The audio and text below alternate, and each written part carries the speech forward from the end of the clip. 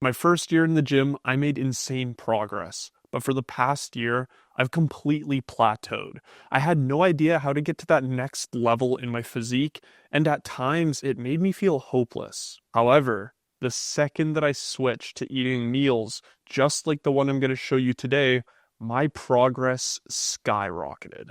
And in just 60 days, I saw insane results, and it finally made me feel like I was getting closer to my dream physique. Not only am I going to be showing you how to cook this high protein, high calorie meal, but by the end of this video, I'm going to be giving you the exact framework that I use, which lets you come up with meals just like this one without even thinking. So stick around for that. We're starting off with 2 medium sweet potatoes. They're already rinsed and you should do the same. When picking them, by the way, go for either short and chubby or long and even. Trust me, this is going to make slicing them 10 times easier. Chop off both ends, stand them up vertically, and slice them straight down to make planks. Stack those planks on top of each other, and then cut them into fry shapes. Once you do that, dice them into cubes, and then you're done. It's the easiest way to prep sweet potatoes. This cutting method completely changed my opinion on them. I used to hate them, spooning out that disgusting flesh from a baked sweet potato. But now I eat them almost daily. And by the way, if you want to see my other way of preparing them, check out my video breaking down the best way to prepare sweet potato. That's linked on screen right now or in the top right. So after cutting them, I weighed these out and they came out to 554 grams at 426 calories. By the way, all of the other macros for this entire dish will be revealed at the end. Now it's time for the striploin steak. This one was weighing at 318 grams, and personally, I think striploin is the best cut, but only if you cook it right, and that's what I'm going to show you right now. First, you want to take it out of the packaging and pat it dry with a paper towel. This makes sure that we remove most of the moisture on the outside so we get a better crust when cooking. Now this next part is optional, but I got a meat mallet for Christmas, so I'm going to use it. If you have one, you want to make sure to use the bumpy side and hit the steak a lot harder than you might think. The goal is to have these bumps on them. I'm going to be using a local steak spice, but before this, I was literally just using salt and pepper, and it was absolutely delicious. I used to think that Montreal steak spice was good, but then I realized I've got 2 testicles. It's time to grow up. So next, we're going to start prepping the vegetables. First, grab your cucumber and start stroking it. Slice into coins, stack them on top of each other, and then chop it into triangles, just like the diagram on screen. These weighed in at 105 grams with 14 calories. Next is your lettuce. You want to rinse the lettuce, rip some off the head, and start chopping along the edges to shred it. This weighed in at 50 grams and 9 calories, and I'm not gonna lie, I think I might have a mental illness. Who the fuck weighs lettuce? Next up, we're gonna cut the onion. Now, you're gonna want to use an entire half of an onion, which might sound like a lot, but we're cooking it down so it does shrink quite a bit, and it's also gonna remove that tart bitterness. Now we've got the avocado, and first things first, you want to make sure that it's ripe. It should be fully black with no green, and it should be a little soft, but not spongy. Scoop it with a spoon, and then just put it on take the avocado, put it on put the avocado, and now slice the avocado into wedges.